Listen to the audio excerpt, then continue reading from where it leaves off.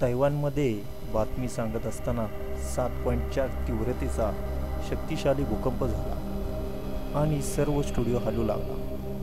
तिथल्या set TV प्रसारादरम्यान विविध वृत्त निवेदकांना धक्के जाणवले।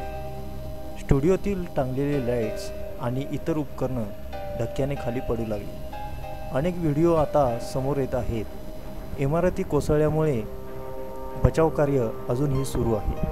आतापर्यंत 9 मृत्यू आणि 800 जण जखमी झाल्याचे वृत्त आहे, तर 100 लोक अजूनही बेपत्ता आहेत। भूकंपग्रस्तांनी अशा आश्रय छावण्यांमध्ये तंबूमध्ये बुधवारी रात्र काढली। भूस्खलनामध्ये पर्वतीय भागामध्ये मोठं संकट निर्माण झालं आहे। इथल्या महामार्गावरील बोगद्यांमध्ये अनेक जण अडकल्याची भीती आहे। त्यांना वाचवण्यासाठी सध्या शर्थीचे प्रयत्न सुरू आहेत।